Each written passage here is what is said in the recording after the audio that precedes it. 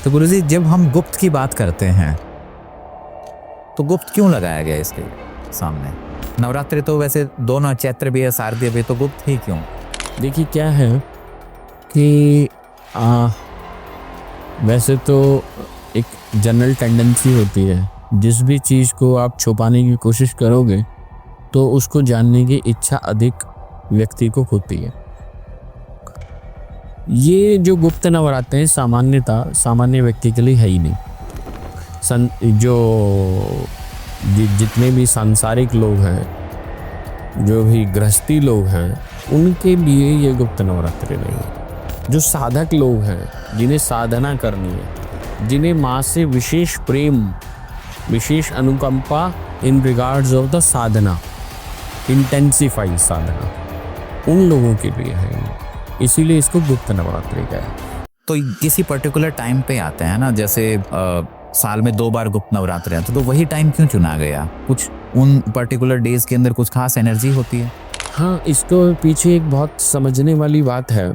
हमारे यहाँ जो है ना, जो मिलन है, दैट इज मोर इम्पोर्टेंट। जहाँ भी मिलना होता है वहाँ से नई ऊर्जा का पैदा होना होता है। अगर हम माँ भगवती की बात करें तो जैसे आमतौर पर जो नवरात्रे आते हैं उसके अंदर माँ दुर्गा के 9 रूपों की पूजा होती है। ऐसे ही गुप्त नवरात्रि के समय पे कौन सी देवियों की पूजा होती है? देखिए, जिसको भी आप हृदय से बुलाना चाहते हैं, जिसको भी आप हृदय से नमन करते हैं, वो साक्षात विराजित होते हैं। नवरात्रि में नवरात्रि विशेष रूप से ये जो 9 रात्रि आपको मिली है, ये 9 की 9 रात्रियाँ इसलिए मिली हैं कि इन रात्रियों में आप विशेष साधना कर सकें, रात्रि की साधना कर सकें। जब आप रात्रि में साधना करते हैं तो उसका लाभ अधिक होता है। ये 9 दिन विशेष है। गुरुजी प्रणाम। जय माई की। गुरुजी आज हम बात करने वाले हैं गुप्त नवरात्रि। जैसा कि अभी हमने देखा कि 15 जुलाई से गुप्त नवरात्रि शुरू होने वाले हैं, तो आज का पूरा जो वीडियो है इसी पे होने वाला है और एकदम डिटेल में हम बात करेंगे ताकि हर कोई समझ पाए कि उनके जीवन में गुप्त नवरात्रि का क्या रोल हो सकता है। तो गुरुजी जब हम गुप्त की बात करते हैं तो गुप्त क्यों लगाया गया इसके सामने? नवरात्रि तो वैसे दोनों चैत्र भी है शारदीय भी, तो गुप्त ही क्यों? देखिए क्या है कि वैसे तो एक जनरल टेंडेंसी होती है, जिस भी चीज़ को आप छुपाने की कोशिश करोगे तो उसको जानने की इच्छा अधिक व्यक्ति को होती है। ये जो गुप्त नवरात्र हैं सामान्य व्यक्ति के लिए है ही नहीं। जितने भी सांसारिक लोग हैं, जो भी गृहस्थी लोग हैं, उनके लिए ये गुप्त नवरात्रि नहीं है। जो साधक लोग हैं, जिन्हें साधना करनी है, जिन्हें माँ से विशेष प्रेम, विशेष अनुकंपा in regards of the sadhana, intensify sadhana, उन लोगों के लिए है ये। इसीलिए इसको गुप्त नवरात्रि का है। और जो चैत्र के और शारदीय नवरात्रि होते हैं, ये दोनों नवरात्रि जो हैं वो गृहस्थियों के लिए है, सामान्य सांसारिक लोगों के लिए है। अब लेकिन क्या है कि आज की तारीख में, आज का जो जमाना हो गया है, वो क्योंकि इंटरनेट का है, सोशल मीडिया का है, तो गुप्त कुछ रहा नहीं है। दूसरा, बहुत सारे लोग जो हैं गुप्त नवरात्रि को इस ढंग से एम्फसाइज करते हैं कि मानो बस गुप्त नवरात्रि पे ही तुम जाप करो, वो करो। मेरे हिसाब से तो ये है कि जो एक साधक व्यक्ति है, जो या कोई भी व्यक्ति है, जब माँ की साधना प्रत्येक दिवस पे करता है, अब मान लीजिए एक व्यक्ति है जो डेली ही दुर्गा सप्तशती का कंप्लीट पाठ करता है, तो अब उसके लिए गुप्त नवरात्रि क्या और अन्य नवरात्रि क्या, उसके लिए तो उसमें वही विधान रखना। जैसा भी हमने बताया कि विशेष रूप से ये जो गुप्त नवरात्रि हैं ये साधकों के लिए है, और साधना में भी जो अपने को गहनतम अवस्थाओं में लेकर के जाना चाहते हैं, ये गृहस्थियों के लिए नहीं है। और इसकी जो सही माने में जो शुरुआत है, ये रामकृष्ण परमहंस उन्होंने ही करी थी गुप्त नवरात्रों की, अच्छा, शुरुआत वहीं से हुई थी। उससे पहले गुप्त नवरात्रे का कोई बहुत ज्यादा वो है नहीं कहीं भी।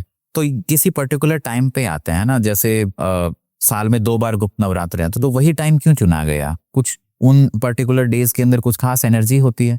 हाँ, इसको पीछे एक बहुत समझने वाली बात है। हमारे यहाँ जो है ना, जो मिलन है, दैट इज मोर इम्पोर्टेंट। जहां भी मिलना होता है वहां से नई ऊर्जा का पैदा होना होता है। जैसे जो हमारे शारदीय नवरात्र हैं, जो हमारे चैत्र नवरात्र हैं, तो जब चैत्र नवरात्रे आते हैं तो आप ध्यान देंगे कि इधर से सर्दी जा रही होती है और इधर से गर्मी आ रही होती है, तो दो मौसम का मिलन हो रहा होता है। ठीक ऐसे ही जब शारदीय नवरात्रि की बात आती है तो इधर से गर्मी जा रही होती है और सर्दी आ रही होती है, तो दो मौसमों का मिलना है। और उस जब दो मौसम मिलते हैं उस समय में जो ऊर्जा बनती है, हम प्रकृति के हिसाब से तो बात कर ही रहे हैं, ठीक यही बात हमारे शरीर पर भी लागू होती है, क्योंकि जो भी प्रकृति में हो रहा है वह हमारे शरीर में भी होता है। इसको अगर अधिक समझना है तो जो आयुर्वेद के छात्र हैं, जो आयुर्वेद को जानते हैं, वो मेरी बात जल्दी समझ पाएंगे। क्योंकि आयुर्वेद में एक विशेष बात बताई गई है, किन मौसमों में क्या चीज खानी चाहिए और क्या नहीं खानी चाहिए, क्या चीज ग्रहण करने योग्य है और कोई चीज नहीं है। क्योंकि एक चीज जैसे फॉर एग्जांपल दही है, दही को अगर आप बरसात में खाओगे वो नुकसान करेगी, लेकिन गर्मी में खाओगे तो फायदा करेगी। इसीलिए उनके साथ बहुत सारी कहानियां चला दी जाती हैं। ठीक इसी प्रकार से जब ये दो मौसम मिलते हैं तो ऊर्जा का मिलना होता है, और उस समय में जब हम अपनी सप्तशती के पाठ करते हैं, अपनी साधना करते हैं, तो वह इंटेंसिफाई होकर मूलाधार के माध्यम से पूरे सहस्त्रार को एनर्जाइज कर देती है। तो वहां पर एक अनुभव बदल जाते, एक ऊर्जा प्राप्त होनी शुरू हो जाती है। ठीक इसी प्रकार से जब ये गुप्त नवरात्रे चल रहे हैं तो इन गुप्त नवरात्रों में ऑलरेडी ये मौसम चल रहा है, और इसमें ये मैंने जैसे बताया ये सामान्य उसके लिए नहीं है, ये है ही साधकों के लिए।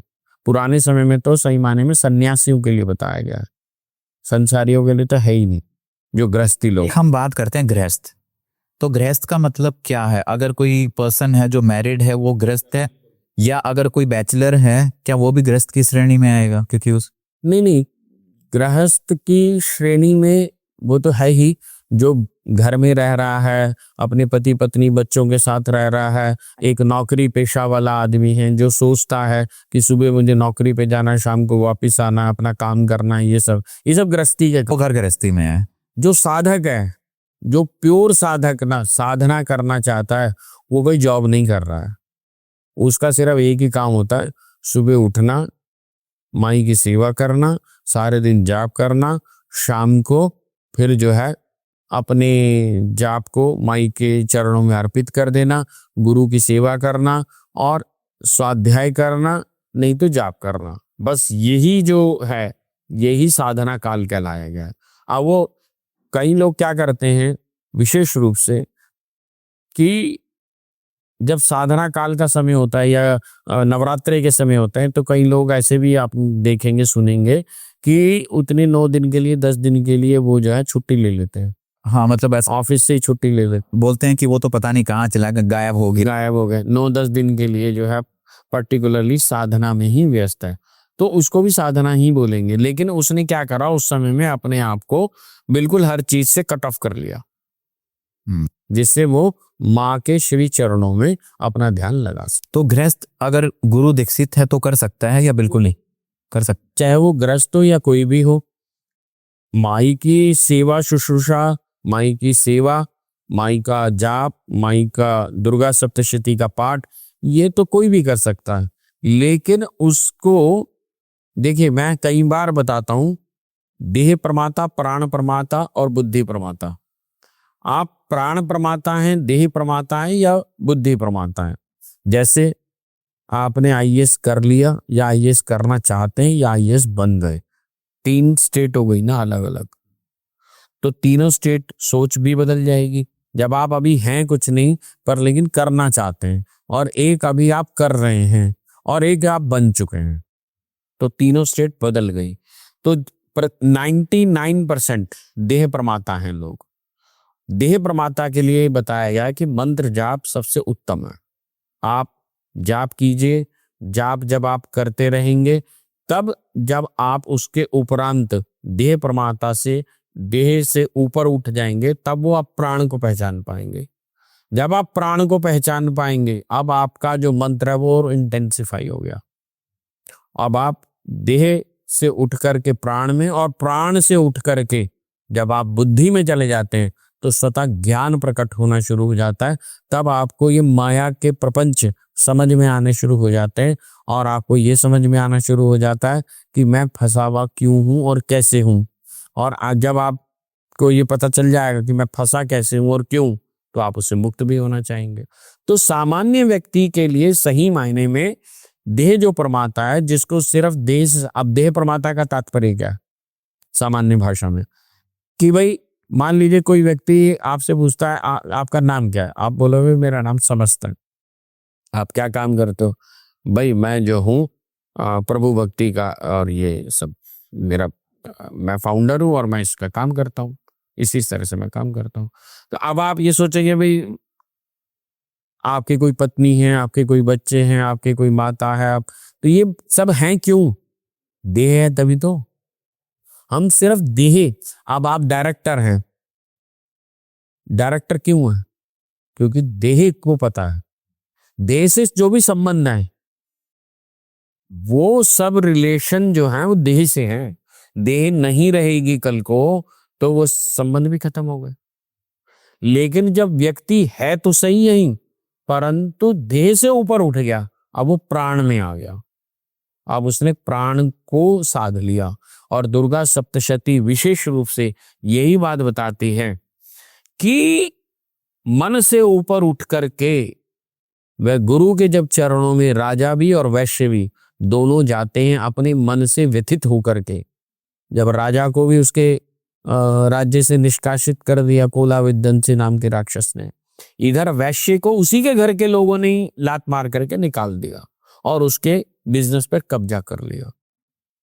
तो दोनों जब बाहर आ गए और गुरु के श्री चरणों में पहुंचे, तब गुरु ने जो है उनको आगे की बात बताई, यानी कि मन से निकाल करके चेतना में बिठाने का प्रयास करा है। और भगवती स्वयं चेतना को प्रदत्त करने वाली है, प्रदान करने वाली है, उसको शुद्ध करने वाली है। माँ बगलामुखी की यदि व्यक्ति विशेष रूप से इन दिनों में साधना करता है तो उसकी चेतना शुद्ध होनी शुरू हो जाएगी, गलत लोग उसके पास से जाने शुरू हो जाएंगे। और सामान्य व्यक्ति जो सांसारिक है, अगर वह इस समय में चाहे वो सप्तशती का पाठ करे, जैसे हम लोग कई बार बोलते हैं बगला अष्टोत्तर शतनाम का पाठ करे, बगलामुखी चालीसा का पाठ करे, खड़गमाला का पाठ करे या बगला सहस्त्र नाम का पाठ करे या अन्य कोई भी पाठ करे, ये सब पाठ जब वो करने शुरू कर देगा तो उसका सामान्य जो जीवन है, सांसारिक जो व्यक्ति है, उसका भी जो संसार के अंदर जो भी समस्याएं हैं उनसे वो मुक्त होना शुरू हो जाएगा, बाहर आना शुरू हो जाएगा। अब किसी के ऊपर बहुत कर्जा है, किसी की स्वास्थ्य खराब है, किसी की बच्ची की शादी नहीं हो रही, मैं बार बार बोलता हूँ। अब इन दिनों में विशेष रूप से जब ये गुप्त नवरात्रे होंगे, इस समय में यदि कोई अर्जी लगाता है तो उस अर्जी का महत्व अधिक बढ़ जाएगा। क्यों? क्योंकि माँ स्वयं उसकी अर्जी को स्वीकृति देगी, क्योंकि इस समय में ऊर्जा हाई हो गई है। जब वो ऊर्जा हाई हो जाएगी, जब भी नवरात्रे आएंगे तो ऊर्जा हाई, इंटेंसिटी उसकी हाई हो जाएगी। तो आप जो भी बात कर रहे हैं वो ये ठीक वैसे ही तो हुआ जैसा आप किसी मिनिस्टर के पास गए तो कहेंगे मिनिस्टर साहब हैं क्या? कहने लगे नहीं मिनिस्टर साहब तो है नहीं। तो कहने लगे अपनी एप्लीकेशन छोड़ जाओ। ठीक है, एक तो हो गया ये बात। एक है मिनिस्टर साहब हैं, हाँ हैं, अंदर ही बैठे हैं कि जी मुझे एप्लीकेशन देनी, करे दे दो। जब मिनिस्टर बैठे हैं और आप अपनी एप्लीकेशन दे रहे हैं तो आपकी डायरेक्ट बात हो गई। तो इन दिनों में वो ऊर्जा विद्यमान है। उस ऊर्जा से अगर आप साधना के माध्यम से, किसी भी माध्यम से, मंत्रों के माध्यम से कनेक्ट कर जाते हैं तो उस ऊर्जा को आप ग्रहण करने में सक्षम हो जाते हो। और ये जो टाइम पीरियड ऐसा है कि यहाँ इस समय पे जल्दी कनेक्टिविटी हो जाती है। बिल्कुल। तो इसीलिए एक जो नवरात्रि के समय है उनकी इम्पोर्टेंस इसीलिए ही अधिक। तो जो सांसारिक व्यक्ति है, सांसारिक का मतलब मैं ये अज्यूम कर रहा हूँ कि जो घर गृहस्थी में है या फिर जो बैचलर हैं, कहीं कॉर्पोरेट जॉब कर रहे हैं, वो सांसारिक हैं। तो वो, और जिनके पास कोई गुरु दीक्षा नहीं है, वो नॉर्मल दुर्गा सप्तशती भी इन दिनों में कर सकते हैं। हाँ, क्यों नहीं कर सकते, अगर आती है तो। हाँ, दुर्गा सप्तशती तो कोई भी पाठ कर सकता है, लेकिन उसका तरीका क्या है, जैसे कि संस्कृत में करें, कई लोग हिंदी वाली भी करते हैं, पर मैं सामान्य यही कहता हूं कि भाई कोशिश करना चाहिए कि संस्कृत वाली करें। पर अगर संस्कृत वाली नहीं किसी रीजन से आप कर पा रहे तो गीता प्रेस गोरखपुर की हिंदी की भी सप्तशती आती है। तो स्टार्ट करने के लिए हिंदी से ही शुरू करें, धीरे धीरे आपका जो इंटरेस्ट है वो जागना शुरू हो जाएगा, आपका मन सप्तशती को पढ़ने का शुरू हो जाएगा, उनके रहस्य प्रकट होने शुरू हो जाएंगे। तो आप start with the Hindi version. क्या कोई ऐसा मंत्र या ऐसे बेसिक कोई ऐसी चीज है दुर्गा सप्तशती के अलावा जो गुप्त नवरात्रि के समय कर? जो मैंने बताया, बगलामुखी चालीसा, बगला अष्टोत्तर शतनाम, खड़गमाला और बगलामुखी कवच होते हैं, और ब्रह्मास्त्र कवच भी हैं, जैसे कि, और इस प्रकार से सहस्त्र नाम वगैरह भी है, बगलामुखी सहस्त्र नाम है।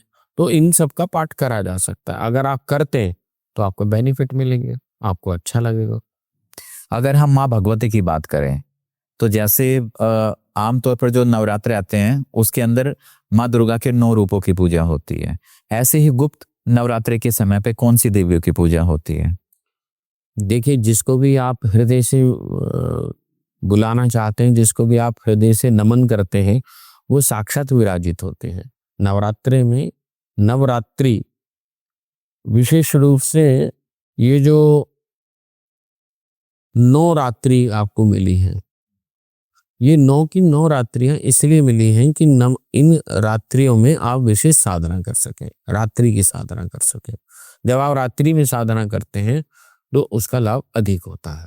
ये 9 दिन विशेष हैं, और इसमें अगर आप साधना कर पाएंगे, माँ से, जैसे मैंने बताया, अर्जी लगाएं, जैसे मैंने बताया कि भाई आप बगलामुखी चालीसा करें, अष्टोत्तर शतनाम करें, खड़गमाला करें, दुर्गा सप्तशती का पाठ करें, और अगर आप विशेष रूप से माँ बगलामुखी की ही साधना करना चाहते हैं तो दुर्गा सप्तशती के साथ संपुटित मंत्रों का भी विशेष इस समय में करा जा सकता है। 36 अक्षरी का मंत्र है, और अगर किसी ने संकल्प लिया है कि भाई मुझ पर बहुत ज्यादा कर्जा चढ़ गया है या कुछ और इस तरह की समस्या हो गई है, तो माँ के विशेष मंत्र हैं जो आप ले सकते हैं, प्राप्त कर सकते हैं।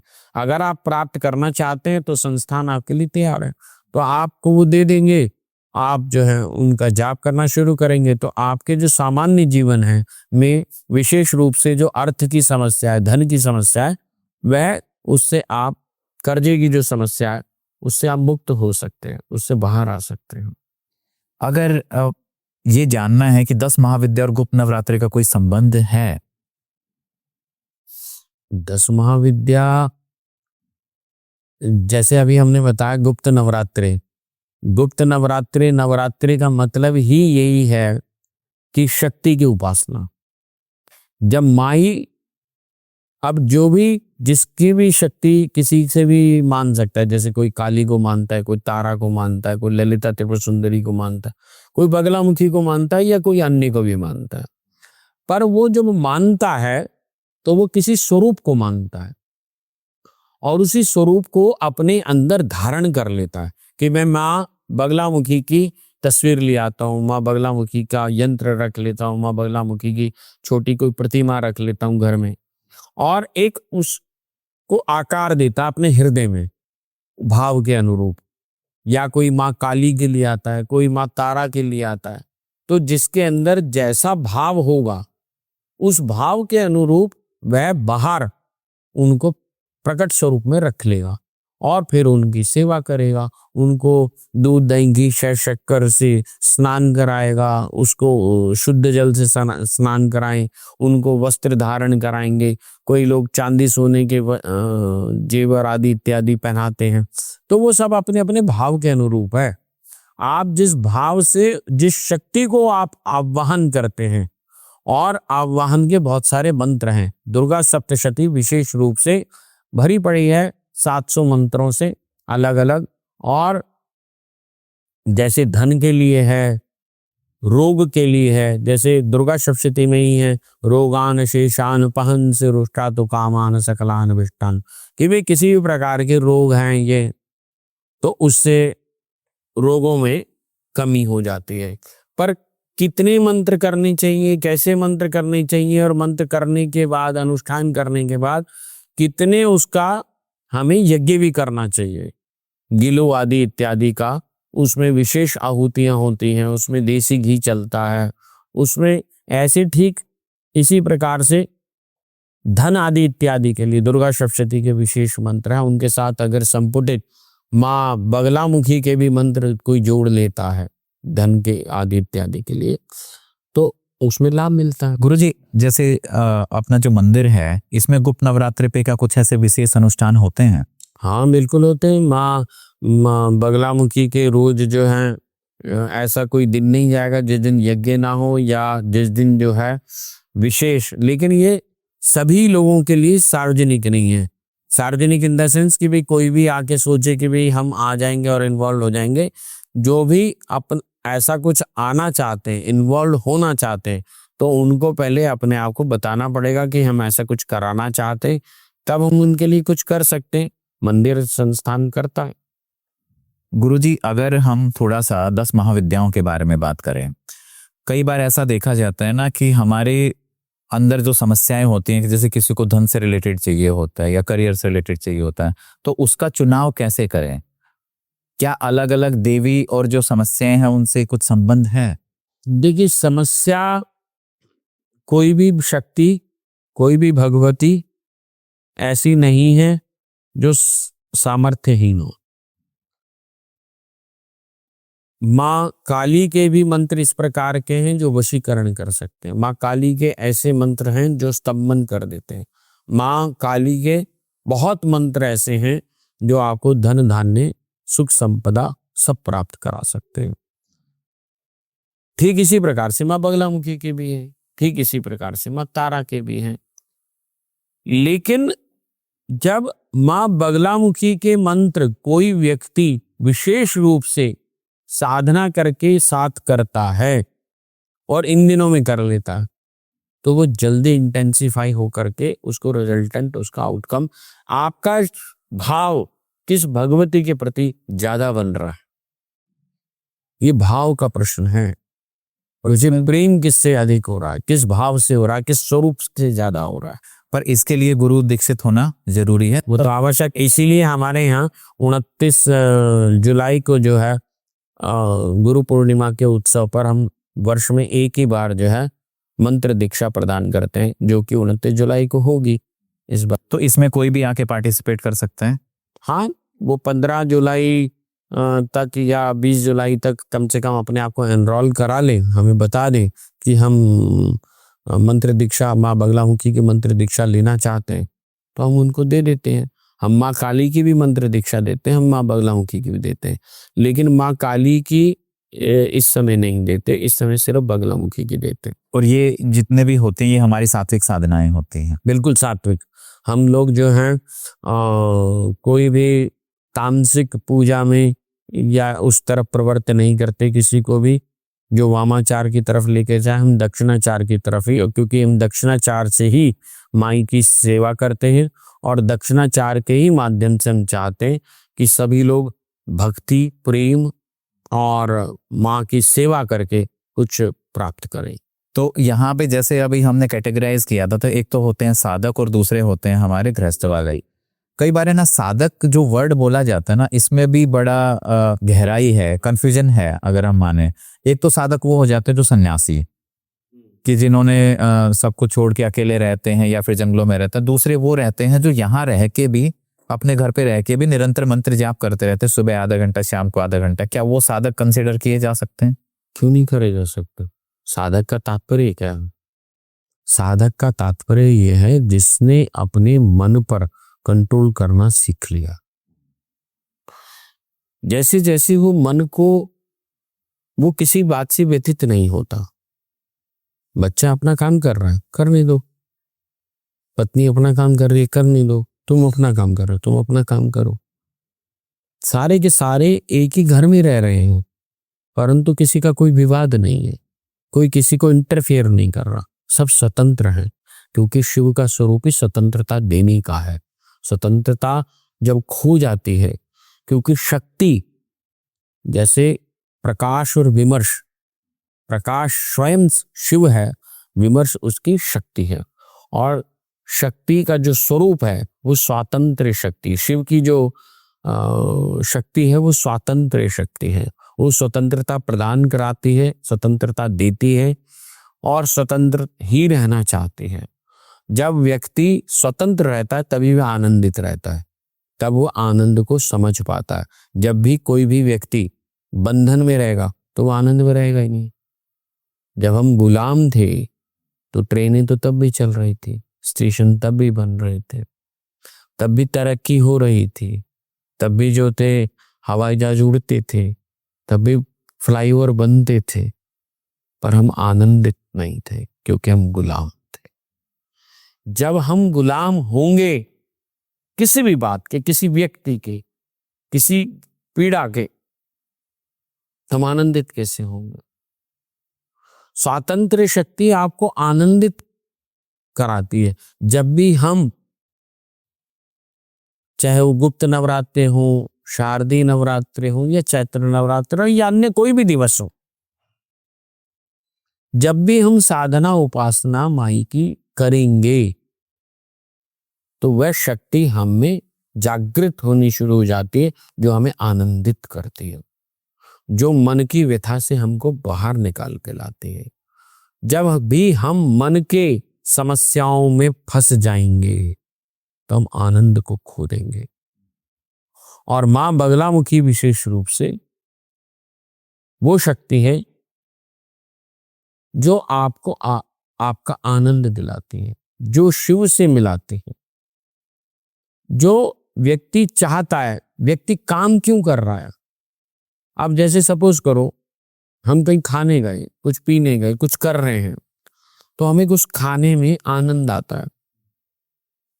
तो जब हम पहली गिराई खाते हैं बड़ा आनंद आ रहा, दूसरी खाई, ठीक है, लेकिन जैसे जैसे जैसे जैसे बढ़ता है, भोजन कम होता चला जाता है, तो आनंद भी कम होता चलेगा।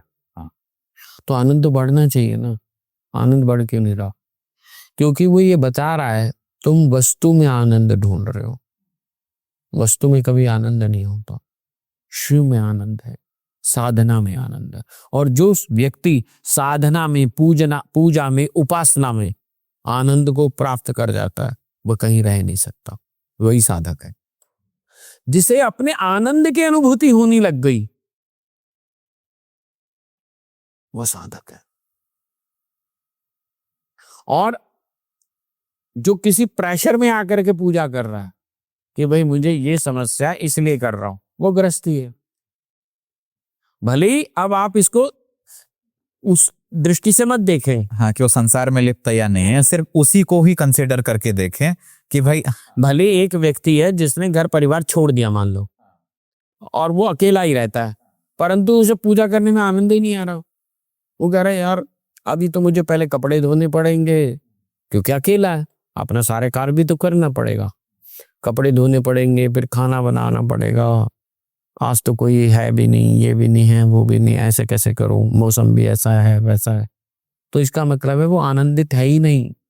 जिसने आनंद को समझा ही नहीं, वो साधक कैसे है? भले ही वो अकेला रह रहा है, भले ही वो संसार को छोड़ चुका है, वो संसार को छोड़ नहीं चुका, ऐसा व्यक्ति संसार से पलायन कर चुका है।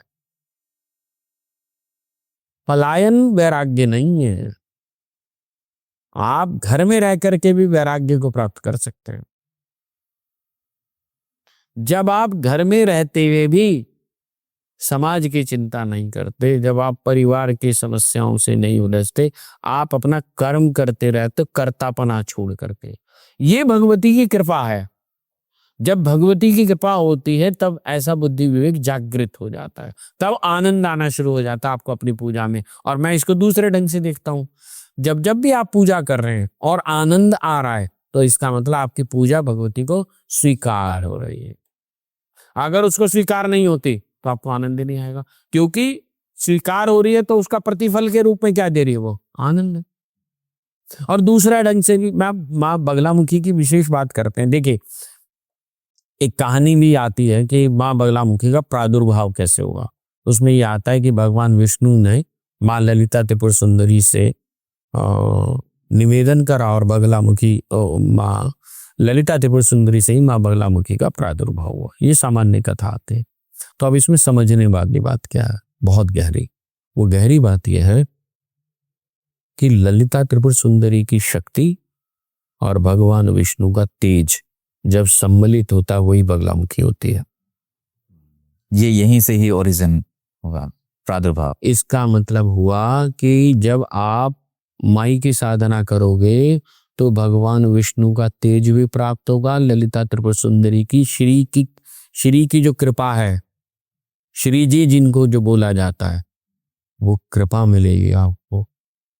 इसका मतलब आपकी धन की समस्या वो स्वतः समाप्त कर देगी, जो भी समस्या है, क्योंकि वो श्री है, श्री कुल की शक्ति है। हम बार बार बोलते हैं वही तो श्री जी हैं, वही तो श्री विद्या है, वो तो श्री को देने वाली है, वही माँ है, वही राजराजेश्वरी बगलामुखी है, वही ब्रह्मास्त्र विद्या है, वही स्तंभन की शक्ति है। जब आपका मन स्टैग्नेट हो जाता है, दुखों की तरफ नहीं भागता, आनंद की तरफ जाता है। जब आप संसार के दुखों में रहने के बावजूद भी दुख को नहीं अनुभव करते, क्योंकि माँ की